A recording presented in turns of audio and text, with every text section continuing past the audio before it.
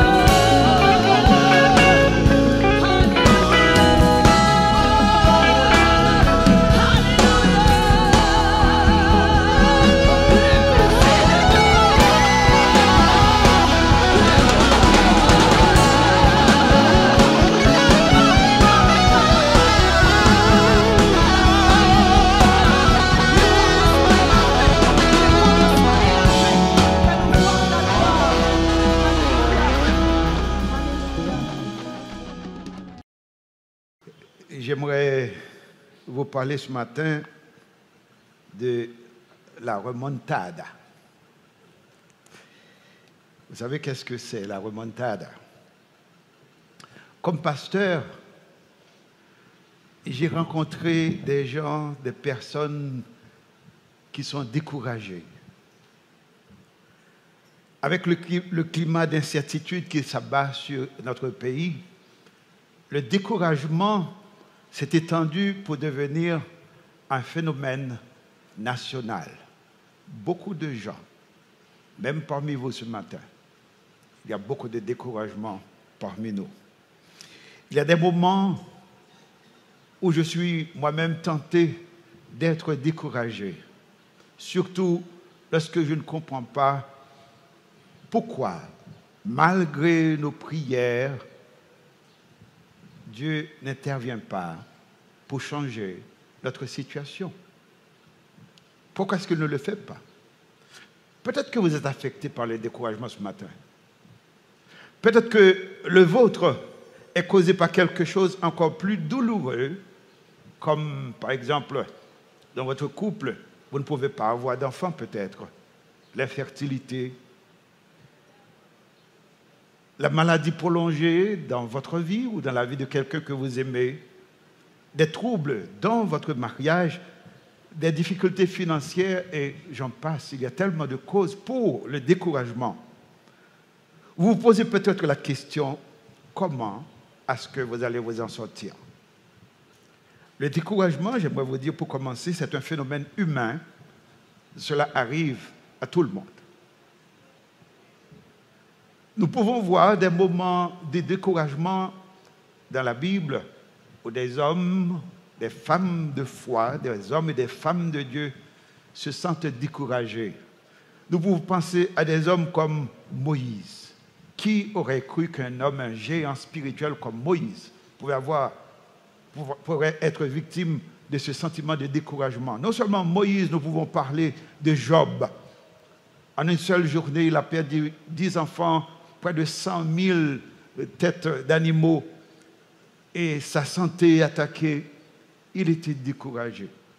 Il était découragé et ses amis même ont parlé de son découragement. On peut penser à David. Après la mort de Samuel, David était avec son équipe et les ennemis sont arrivés, ils ont dévasté la ville, ils ont pris toutes les femmes et les enfants. Imaginez ces guerriers arrivés et non point de femmes. Ils voulaient tuer David. David était découragé. On peut parler de Rachel, la femme de Jacob. Rachel était frustrée parce que, après plusieurs années de mariage, elle ne pouvait pas enfanter. Elle était découragée et elle insistait, elle menaçait Jacob même, peut-être de l'attaquer, de l'agresser physiquement, tant qu'elle était frustrée et découragée. Le découragement se manifeste sous différentes formes. Par exemple, nous espérons quelque chose et cela ne se réalise pas. Ce qui nous décourage. Parfois, c'est suite à un échec personnel ou peut-être une preuve difficile. Regardez notre pays.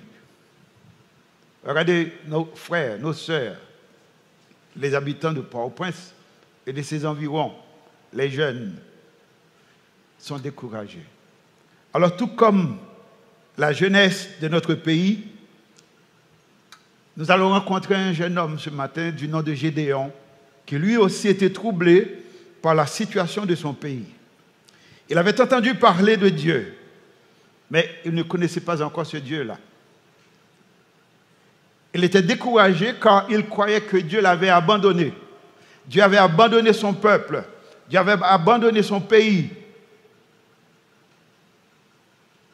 Mais étant découragé, il n'avait plus la force d'affronter les défis qui se présentaient devant lui. Êtes-vous dans cette situation? Avez-vous connu des moments comme ça? Il n'y a rien comme un mot d'encouragement de la part de Dieu, votre Père céleste, lorsque nous nous sentons découragés, lorsque nous nous sentons faibles, et parfois la vie peut être intimidante, mais c'est à ce moment que votre Père céleste sait exactement quoi dire. Avez-vous déjà vécu des moments comme ça, où vous attendez une parole, un mot de la part de Dieu, votre Père, parce que vous vous sentez tellement abattu, découragé, vous voulez tout abandonner. Et Dieu, par le Saint-Esprit, parle à vos cœurs. Il sait exactement quoi vous dire, ou qu'il envoie quelqu'un. Vous remontez, vous consolez, et il vous dit exactement ce dont vous avez besoin d'entendre. Alors, si dans votre expérience, vous avez connu des moments comme ça, ce matin, Jésus a prié pour vous. Nous sommes en train de regarder cette prière de Jésus dans l'évangile de Jean, le chapitre 17. Alors, si vous vous sentez découragé, je prie que le Seigneur ce matin parle à votre découragement, parce que c'est ce qu'il va faire pour Gédéon. Il a prié pour vous. Et savez-vous que la Bible dit que Jésus est encore vivant et maintenant, il intercède pour vous. Il est à la droite de Dieu. Il prie pour vous. Ce n'est pas la prière de pasteur Jacin. Ce n'est pas la prière d'un frère ou d'une sœur. C'est la prière de votre Sauveur. Jésus, il est encore vivant. Il intercède pour vous. Qu'il vous fortifie ce matin. Qu'il donne la force à vos os épuisés afin que vous puissiez continuer votre vie sans perdre la tête, parce que cela arrive. En Jean chapitre 17, verset 15, Jésus dit, « Père, je ne te prie pas de les ôter du monde. Je ne te prie pas de les ôter du monde. » Tout au long de cette série, je suis en train de vous dire que Dieu veut que vous soyez dans le monde. Il a choisi de vous laisser dans le monde. Si ça ne suffit pas, il a dit lui-même, vous aurez des tribulations dans le monde. Et il a ajouté une chose, prenez courage, j'ai vaincu le monde, ça veut dire que vous aussi vous vaincrez avec lui. Alors il dit, Père, je ne te prie pas de les ôter du monde, mais de les préserver du mal. La Bible dit qu'il prie encore pour vous. Alors ce matin, prions, Seigneur, merci d'être vivant et de continuer à prier pour nous, à prier pour que Dieu nous préserve du mal, le mal de découragement, des maladies de toutes sortes. Donne-nous ta force, comme nous attendons ton intervention dans notre situation et dans la situation de notre pays. La remontada, regardons cela ensemble avec moi dans la vie de Gédéon, et pour cela j'aimerais vous inviter à lire avec moi dans le livre des Juges, le chapitre 6. C'est ce dont nous avons besoin maintenant, une remontée spectaculaire. Dieu peut le faire pour vous. Dieu veut le faire pour vous ce matin.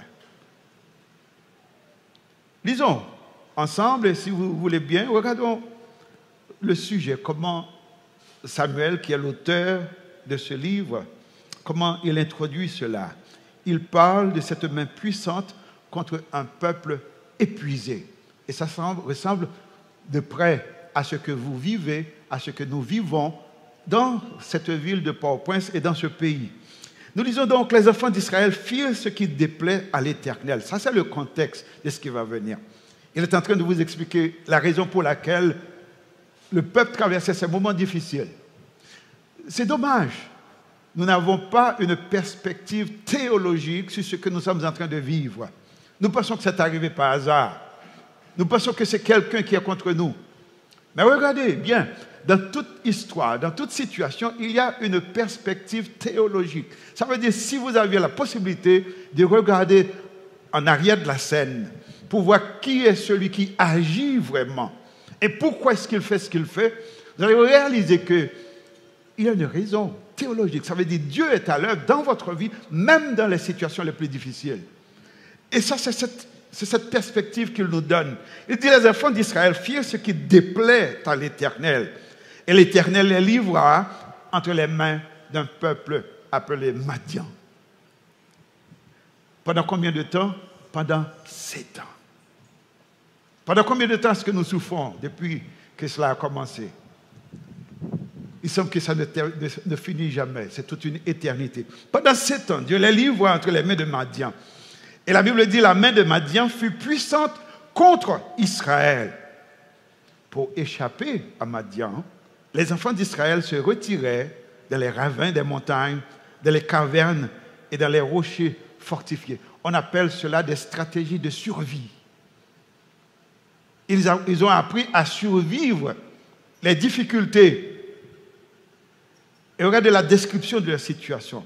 Quand Israël avait semé, ça veut dire que c'était une société d'agriculteurs, ils pratiquaient l'agriculture et leur vie dépendait de l'agriculture. Elle dit quand Israël avait semé, Madian montait avec Amalek et les fils de l'Orient. On parle ici d'une association de malfaiteurs.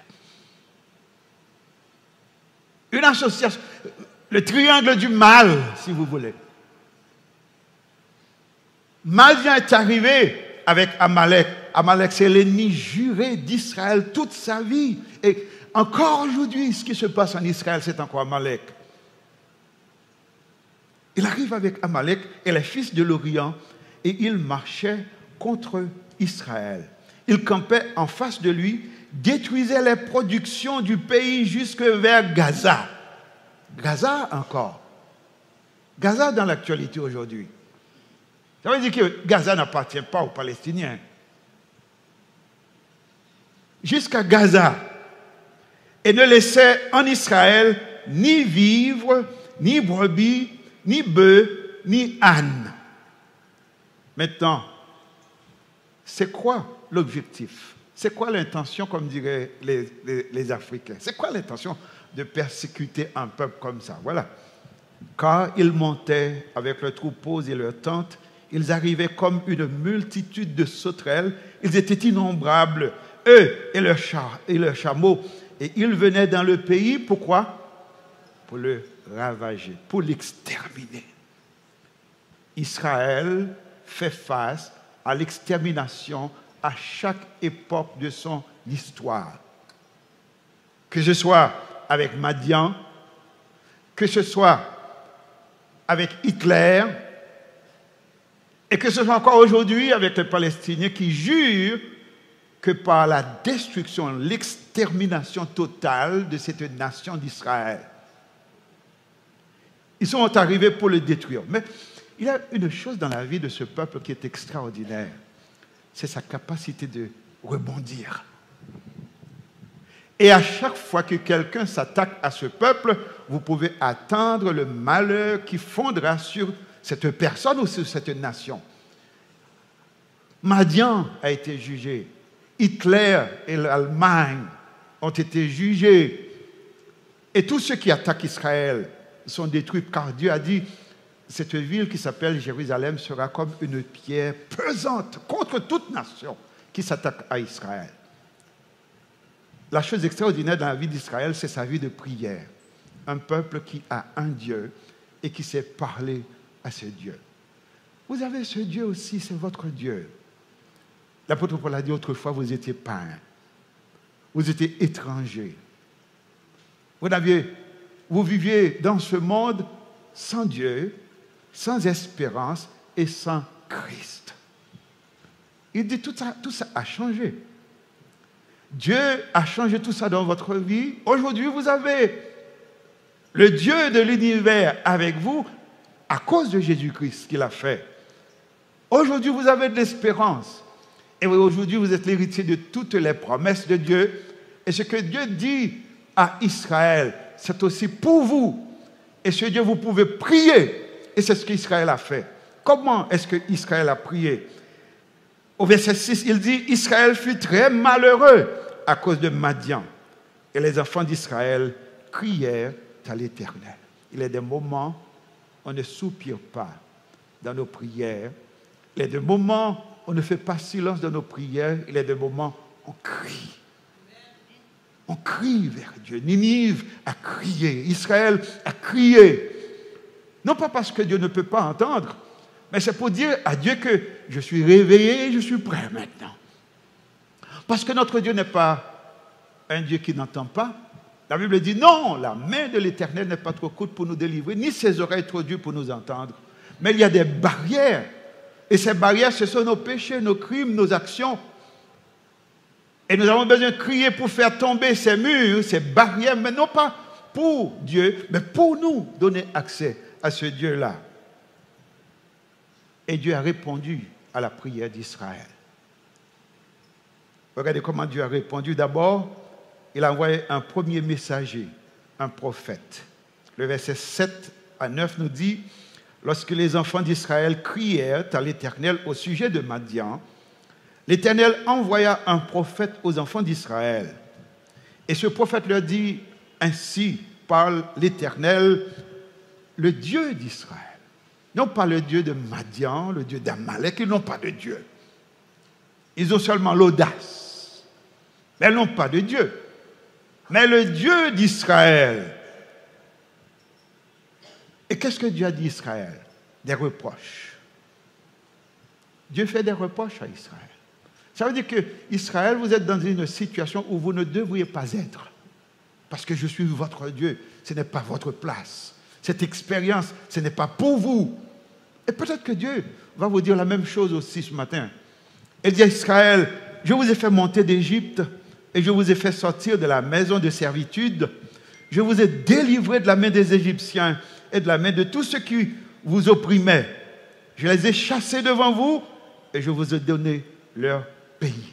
Ça veut dire aussi que le pays n'appartenait pas à Israël, appartenait à quelqu'un d'autre. Mais Dieu dit, je vous ai donné leur pays. Au verset 10, il dit, je vous ai dit, je suis l'Éternel, votre Dieu. Vous ne craindrez point les dieux des Amoréens. Ne craindez pas, n'ayez pas crainte de leurs dieux, parce que je suis votre Dieu. Si vous avez un Dieu plus fort que leur Dieu, n'ayez pas peur d'eux. Et ce matin, la question, avez-vous ce Dieu? Avez-vous le même Dieu que moi? Avez-vous le même Dieu que Gédéon? Avez-vous le même Dieu que les Juifs? Nous avons ce Dieu. Il s'appelle Jéhovah. Et plus moderne, il s'appelle Jésus. Car Jésus veut dire que c'est la même chose que Josué. Le nom de Jésus, c'est la même racine que le nom de Josué qui veut dire Jéhovah sauve. C'est votre Dieu. Il dit, je vous ai dit, je suis votre Dieu. Vous ne craindrez point les dieux des Amoréens dans le pays desquels vous habitez. Et vous n'avez point écouté ma voix. Vous continuez à avoir peur. Et savez-vous ce qui arrive dans la vie? Ce dont vous avez peur, c'est ce qui vous arrivera. Peu importe votre peur va vous poursuivre et votre peur va vous atteindre. Job avait peur et il a été frappé par ce dont il avait peur. Il a dit, ce dont j'avais peur, voilà ce qui m'est arrivé. Il n'y a pas parmi vous qui vivent dans la peur, qui vivent que pour la peur. Mais Dieu dit, n'ayez pas peur. N'ayez pas peur. Je suis votre Dieu. Une deuxième réponse de Dieu, encore plus, cette fois plus encourageante, c'est l'ange de l'Éternel. Ce n'est pas un prophète, mais c'est l'ange de l'Éternel. Dans l'Ancien Testament, quand on parle de l'ange de l'Éternel, il y a des anges, mais il y a l'ange de l'Éternel. Quand on parle de l'ange de l'Éternel, on parle de Jésus dans sa pré-incarnation. Ça veut dire, avant sa naissance, il venait. Il travaillait. Et à chaque fois que vous voyez dans la Bible, l'ange de l'Éternel, et vous allez voir un peu plus tard dans cette lecture, l'ange à l'Éternel qui va parler. Mais c'est la même personne qui est là. Ce n'était pas un ange plus l'Éternel, c'est la même personne, c'était l'ange de l'Éternel. Il dit, puis, l'ange de l'Éternel vint Il s'assit sur le térébinthe d'Ophra, qui appartenait à Joas, de la famille d'Abiézer. Gédéon, son fils, battait du froment au pressoir pour le mettre à l'abri de Madian. Il lui apparut et lui dit, « L'Éternel est avec toi, vaillant héros. » Imaginez bien, le jeune homme, il avait peur, il se cachait pour essayer de sauver un peu de nourriture. Il ne s'attendait pas à ce que personne le voie. Et cette voix en arrière de lui pour dire, « L'Éternel est avec toi, vaillant héros. » Gédéon lui dit, « Ah, mon Seigneur, si l'Éternel est avec nous, regardez la différence. Là, j'ai dit, l'Éternel est avec toi. » Il dit, mais si l'Éternel est avec nous, pourquoi? Pourquoi toutes ces choses nous sont-elles arrivées? Où sont tous ces prodiges que nos pères nous racontent quand ils disaient, l'Éternel ne nous a-t-il pas fait monter hors d'Égypte? La même chose que Dieu avait dit. Le même témoignage. Il dit, où est ce Dieu-là? Maintenant l'Éternel nous abandonne et il nous livre entre les mains de Madian. Et Dieu a dit, écoutez Gédéon, l'Éternel se tourne vers lui. Voyez-vous, on est passé de l'ange de l'Éternel à l'Éternel. C'est la même personne. Il parlait à Gédéon. Gédéon écoutait. Gédéon a répondu. Et l'Éternel se tourna vers lui et dit, va avec cette force que tu as et délivre Israël de la main des Madians. N'est-ce pas moi qui t'envoie? C'est sa signature. Il dit, n'est-ce pas moi qui t'envoie? Et ce matin, il te dit, n'est-ce pas moi qui te laisse dans ce monde? N'est-ce pas moi qui t'a placé dans ce pays? N'est-ce pas moi qui t'envoie comme ambassadeur dans ce pays de souffrance? Pourquoi avez-vous peur? Va avec cette force que tu as. Cette histoire nous dit comment Gédéon est devenu un personnage important dans notre vie, dans ma vie, une source d'inspiration dans les moments difficiles, un exemple de remontada lorsque tout va mal et que j'ai l'envie de me décourager, que vous avez envie de vous décourager. Regardez Gédéon, regardez comment Dieu a parlé à cet homme. Et j'aimerais vous dire ce matin que Dieu vous dit, va avec cette force que vous avez. C'est quoi la force? Le témoignage. Où est le Dieu de nos pères? Où est ce Dieu qui nous a délivrés de l'Égypte? Je sais qu'il a un Dieu. Je sais qu'il est mon Dieu. Je ne le vois pas à l'œuvre. Je ne comprends pas pourquoi, mais j'ai besoin de le voir. N'est-ce pas que nous venons de chanter, Seigneur, fais-moi voir ta gloire. Est-ce que vous avez cru à cela? Seigneur, fais-moi voir ta gloire. C'est ce que Gédéon a dit. J'ai besoin de le voir. Je n'avais jamais vu. Je n'ai jamais fait de miracle dans ma vie. Mais là, j'ai besoin d'un miracle aujourd'hui. Pouvez-vous dire ça à Dieu? Ah, mais c'est pour ça que nous sommes là. Pour lui parler. Pour exprimer à Dieu nos besoins. Pour dire, Seigneur, j'ai besoin d'un miracle aujourd'hui.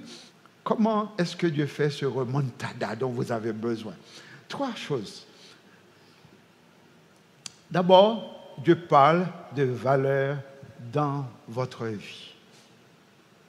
Il parle des valeurs dans votre vie. Gédéon dit à une époque où la peur et le découragement dominaient les cœurs et les pensées des gens. Tout comme aujourd'hui.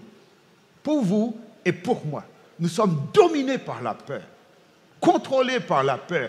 Et les gens s'amusent à nous donner un petit peu d'espoir de temps en temps et coupent cet espoir pour nous plonger à nouveau dans le désespoir. Et c'est comme ça qu'ils jouent avec nos émotions. Et c'est comme ça qu'ils jouent avec nous. Pour nous briser, pour nous détruire, pour nous amener au découragement, au suicide. Non, nous n'allons pas arriver là.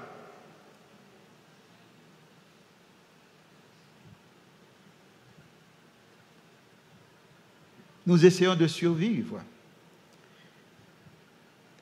Et la Bible nous dit, pour survivre, les gens se retiraient dans les ravins des montagnes, dans les cavernes et sur les rochers fortifiés. Ils se cachaient comme c'est votre cas aujourd'hui.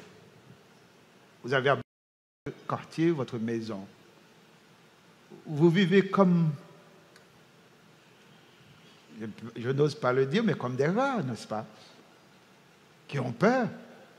C'est votre situation, c'est ma situation. Ça veut dire, ce qui vous est arrivé, c'est déjà arrivé à d'autres personnes. C'est déjà arrivé à d'autres peuples. Et Dieu veut vous parler de la manière qu'il peut vous faire sortir de cela.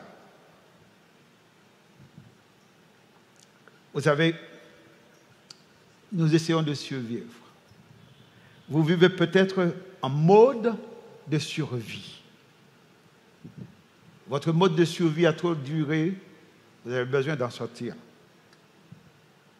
Gédéon était fatigué de survivre.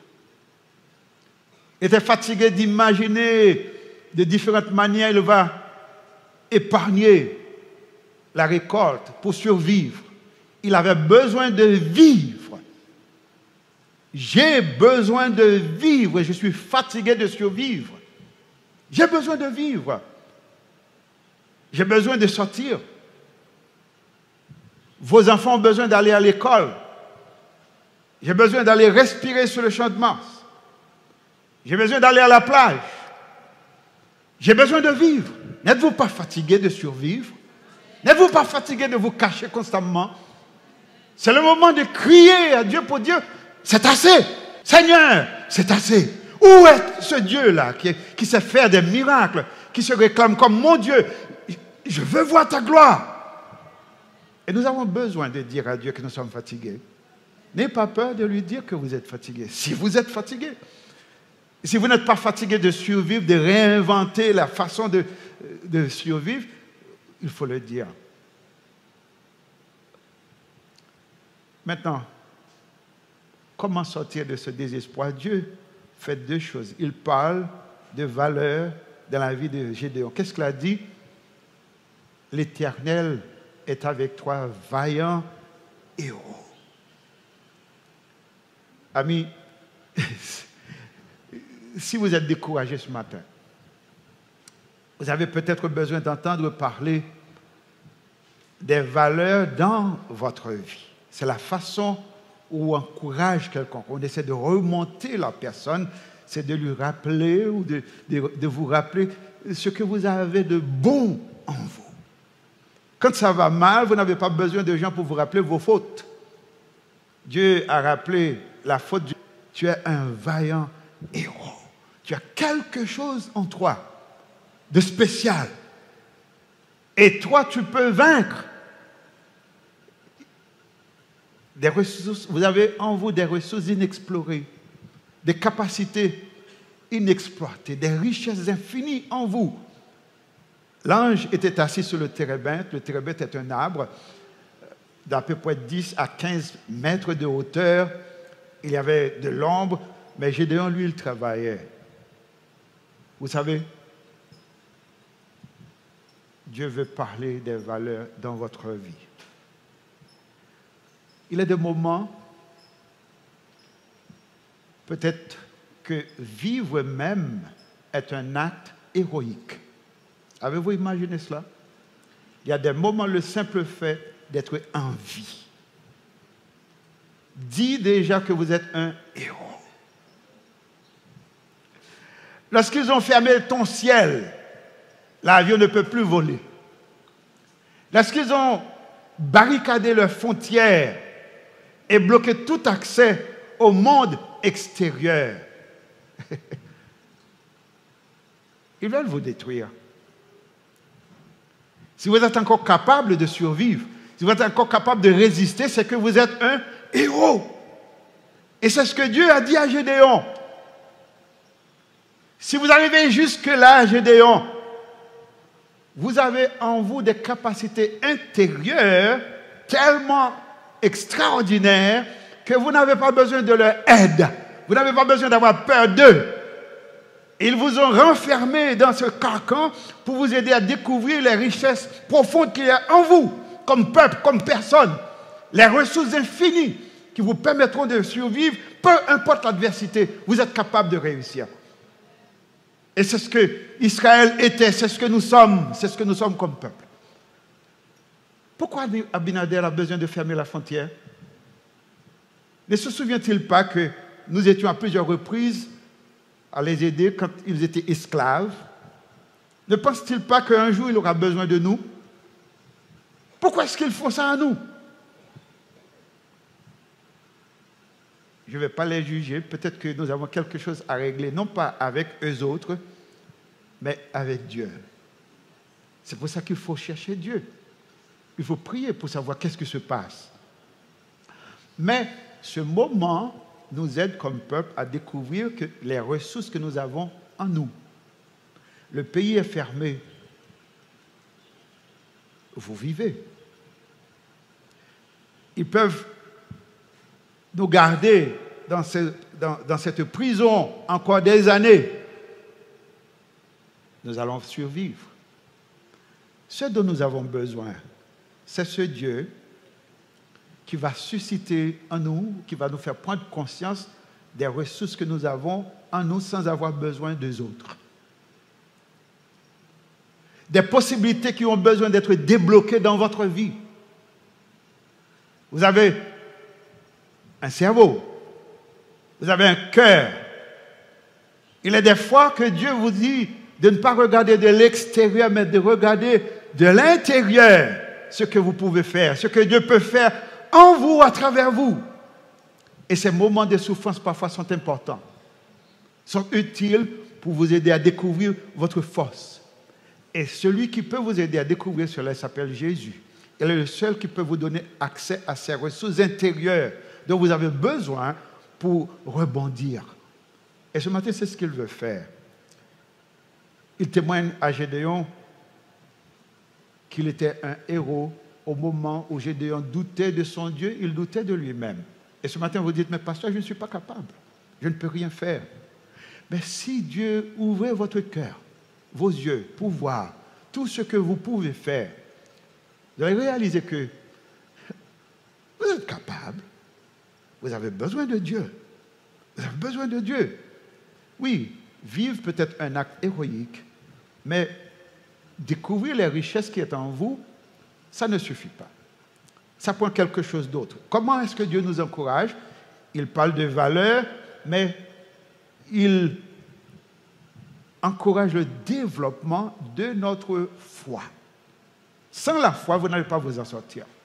Vous allez avoir besoin d'avoir foi en vous-même, en nous-mêmes comme peuple, mais aussi la foi en Dieu.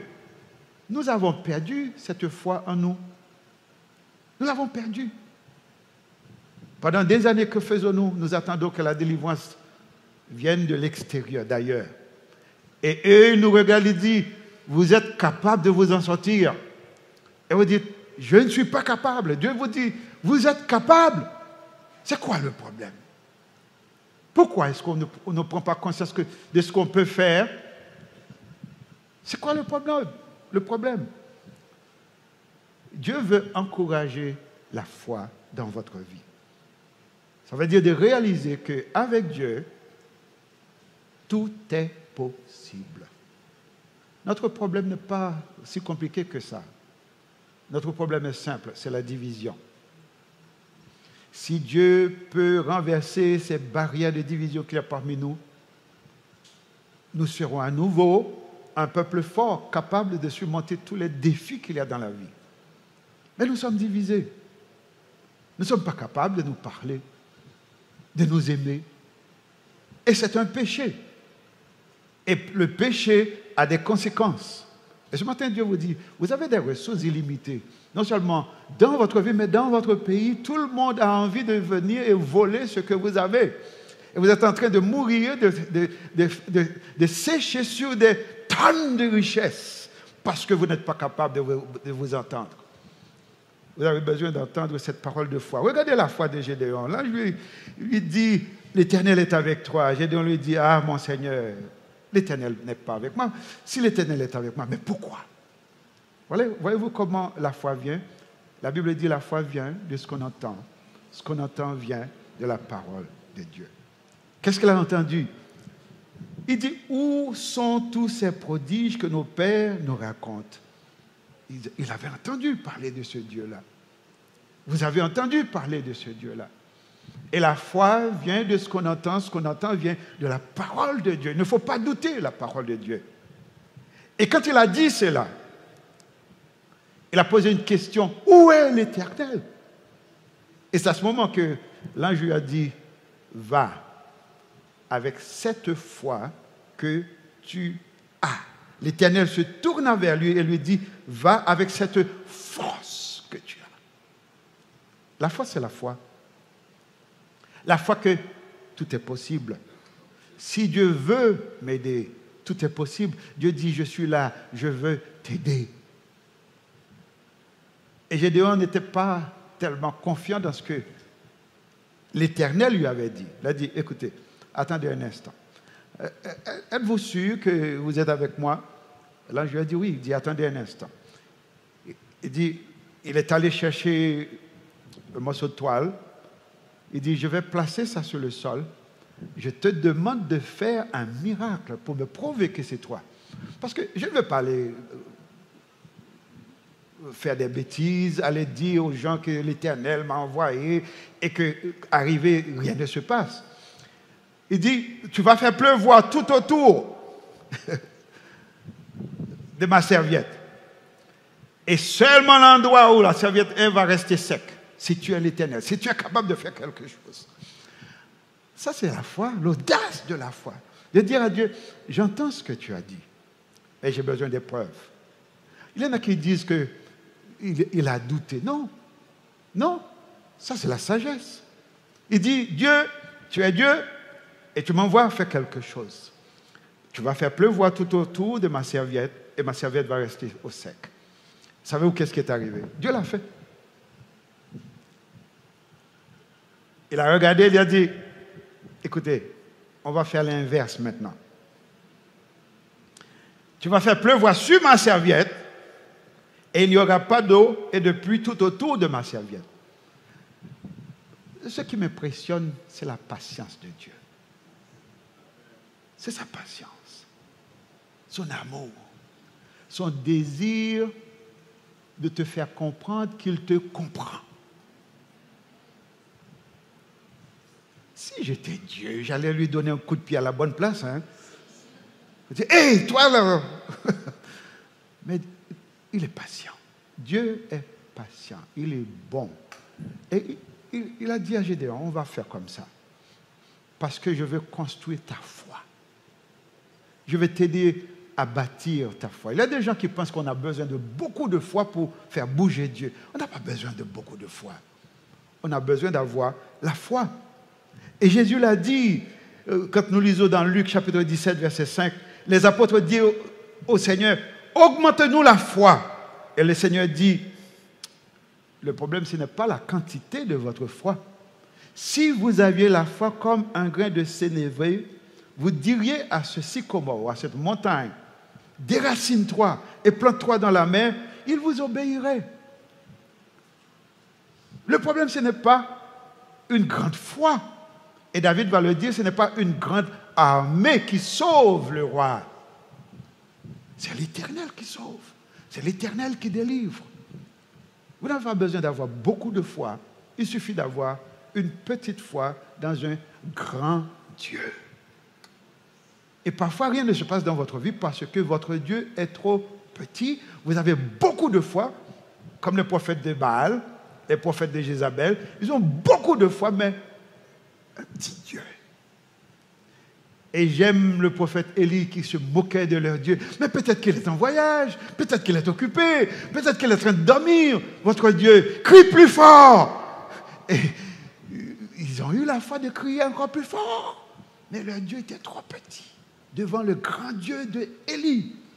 Et ce matin, je vous dis que votre problème est trop petit devant votre grand Dieu. Le problème, vous n'avez pas de foi en ce grand Dieu.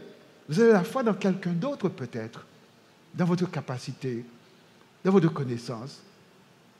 mais pas la foi en ce Dieu. Vous avez besoin d'une petite foi en un grand Dieu. Et ça va faire toute la différence. Et une fois que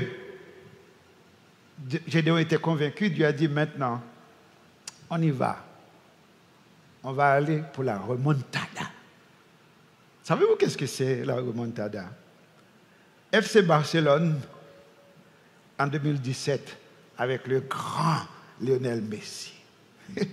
Savez-vous que nous avons un Messi qui est plus grand que Messi? Il est plus grand que Messi. Mais le grand Lionel Messi et Barcelone, 2017, au Camp Nou, contre Paris Saint-Germain. 6-1. Pour ceux qui l'ont oublié. 6-1. Qu'est-ce qui est arrivé? Dans la Ligue des Champions, ils ont eu des matchs et il y a eu un déficit de 4 buts avec Barcelone. Paris Saint-Germain allait vaincre l'équipe de Barcelone. Et Barcelone a surmonté ce déficit de 4 buts pour terminer 6-1. Combien de buts Messi avait-il marqué? Beaucoup. Et à la fin du match, la peur a été renversée de l'autre côté. La peur n'était pas du côté de Babylone, la honte, l'humiliation et la honte n'étaient pas du côté de Babylone, de Barcelone, pardon. Parce qu'au début, après avoir battu Barcelone, ils ont eu peur. Et puis le deuxième match, la remontada. Savez-vous que ce match est devenu célèbre en Espagne et en France sous le nom de la remontada? Et ce matin, c'est ce que Dieu veut faire pour vous. Il veut vous donner un remontada. Il veut vous aider à remonter. J'ai un ami qui disait toujours, il faut remonter le courant.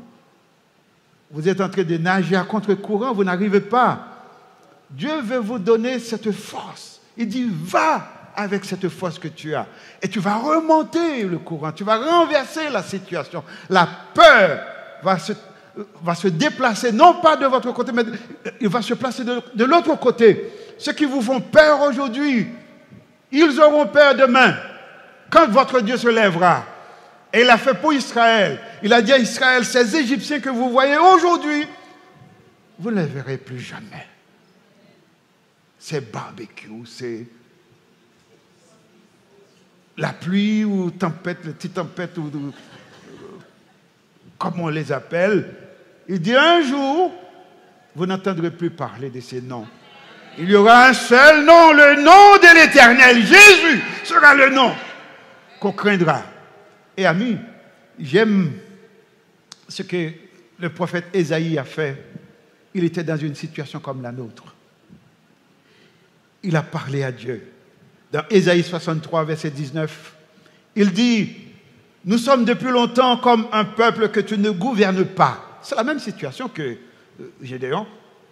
Nous sommes depuis longtemps comme un peuple que tu ne gouvernes pas, qui n'est point appelé par ton nom. Oh, si tu déchirais les cieux, et si tu descendais, les montagnes s'ébranleraient devant toi, comme s'allume un feu de bois sec, comme s'évapore l'eau qui bouillonne. Tes ennemis connaîtraient ton nom, et les nations trembleraient devant toi. Lorsque tu fis des prodiges que nous n'attendions pas, tu descendis, les montagnes s'ébranlèrent devant toi, et les nations ont eu peur. Voilà qu'est-ce qu'il a dit. Oh, si tu déchirais les cieux. Ça veut dire, Dieu, on ne te voit pas maintenant. Dans ma situation, je ne te vois pas. Si seulement tu te montres, les ennemis vont avoir peur, les montagnes vont se déplacer. Nous allons remonter à nouveau. Notre peuple renaîtra, notre pays renaîtra. Si seulement Dieu déchirait les cieux, s'il se montrait. Mais savez-vous qu'il l'a fait? Savez-vous que Dieu l'a fait? Le prophète Isaïe a dit, si tu déchirais les cieux. Jean-Baptiste, qu'est-ce qu'il a vu au baptême de Jésus? Il a dit, j'ai vu les cieux ouverts.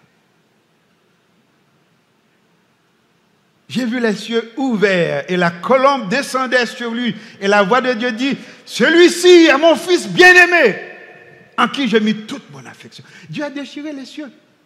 Il est venu dans la personne de Jésus-Christ. Et aujourd'hui, savez-vous, il habite dans vous. Et l'apôtre Jean dit, celui qui est en vous est plus fort que celui qui est dans le monde. Dieu veut vous faire l'expérience de cette remontada. Imaginez la joie à Barcelone après la victoire. Imaginez la joie avec Gédéon. Et quand il est arrivé, la chose la plus extraordinaire, il n'avait pas besoin de se battre. Après avoir fait l'expérience avec Dieu, Dieu a dit, maintenant, allons au combat. Et quand il est arrivé, qu'est-ce qu'il a fait? Il ne s'est pas battu. Dieu a dit, tu vas prendre des cruches et tu vas attendre, je vais te donner un signal, tu vas éclater les cruches, des jarres de terre. Il a éclaté.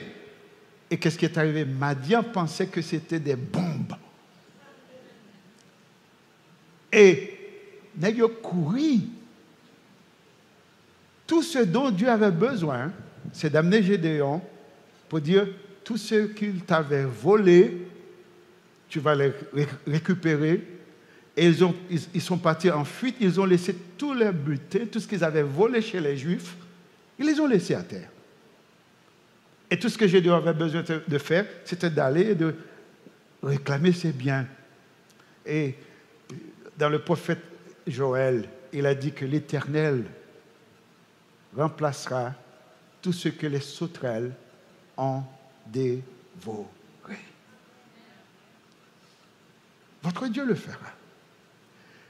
Ce jour-là, ce sera la grande remontada dont nous avons besoin, ce dont a parlé le roi Christophe quand il a dit « Elle renaîtra de ses cendres ».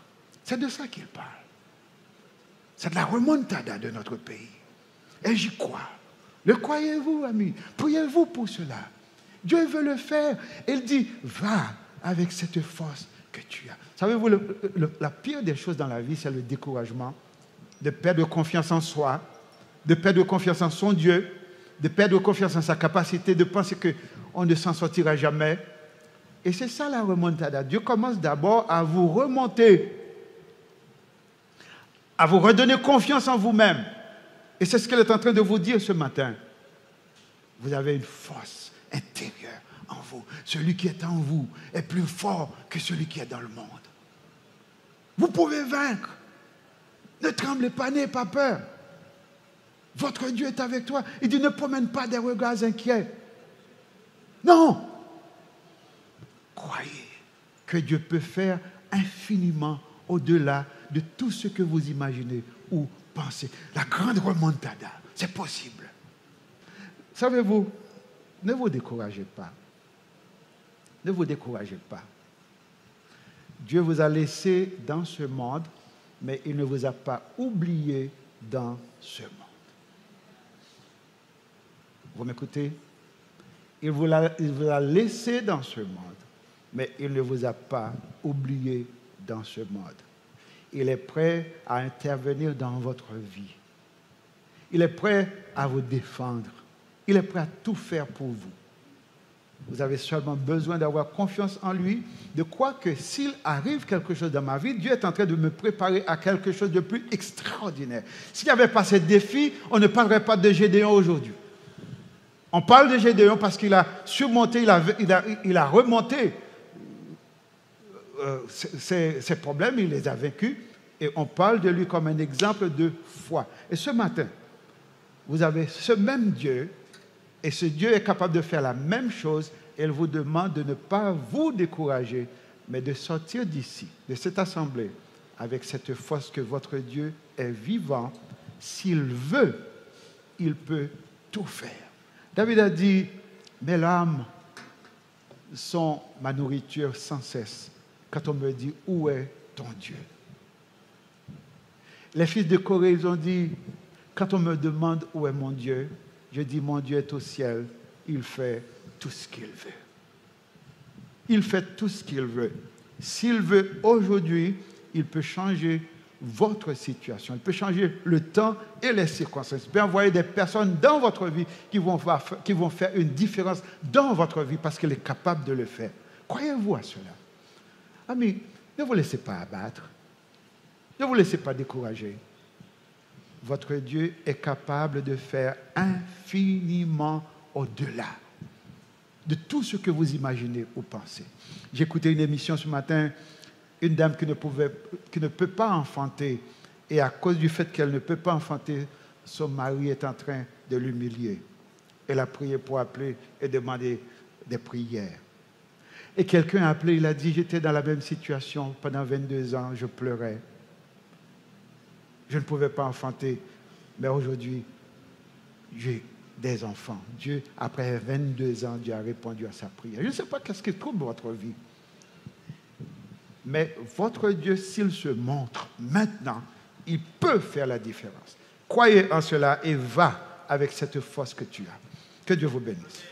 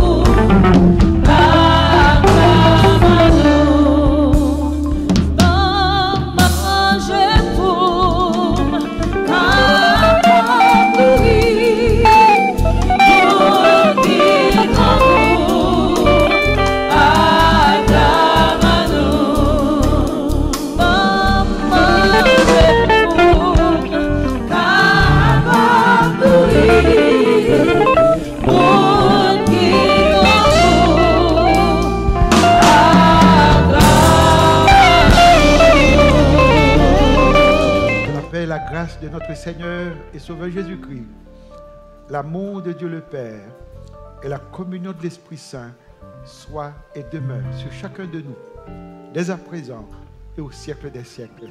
Amen. Que Dieu vous bénisse. Bonne semaine, bon dimanche.